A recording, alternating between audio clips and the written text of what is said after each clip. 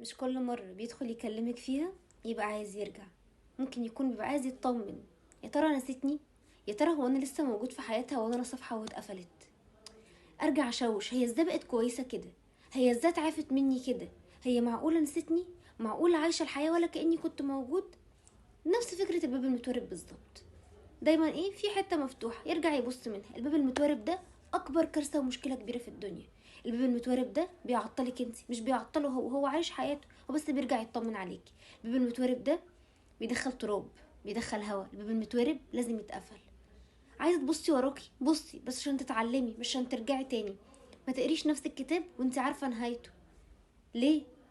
ما تشوشيش نفسك، لان الانسان ده ما ينفعكيش. هو لو عايزك وشريكي عارف باب بيتك، لكن احنا نتكلم ونسال على بعض والحوارات دي ملهاش اي لازمه. يا عايزك يا مش عايزك. عايزك عشان تبداوا حياه جديده ماشي، لكن هنطمن على بعض بقى، وحياه التوكسيك دي بتعطلي نفسك، وده اكبر كارثه ليكي، وده اللي هو عايزه.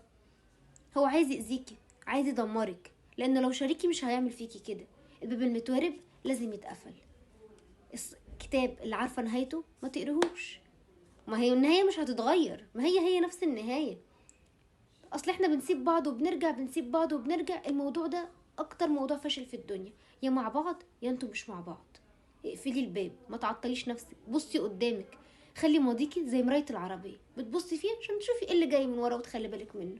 غير كده لا. اطلعي من القصة بدرس، اطلعي بنسخة جديدة. طب والقديم اصلا نفسي ارجع زي الاول. هو الاول ده كان حاجة كويسة؟ طب ما الاول ده هو اللي وقعك في الاخطاء. اطلعي بنسخة جديدة هي اللي هتعلمك ازاي تتعاملي مع اللي جاي. طب انا ليه قابلته وانا هسيبه؟ السؤال ده ناس كتير قوي بتسأله لنفسها.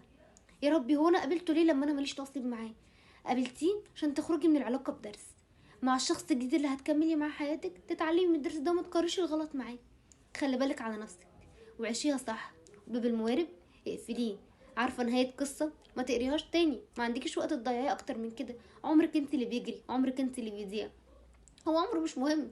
هو ممكن اوريدي يكون مرتبط على فكرة، بس هو بيرجع بس يطمن كده ويمشي. ما انتي ما تعرفيش عنه حاجة، او مفيش بينكم مثلا اصدقاء مشتركة تعرفي بينهم اي حاجة. طب ليه؟ ما تضيعيش وقتك وما تضيعيش عمرك في حاجات خلاص اتقفلت. اللي اتقفل انتهى.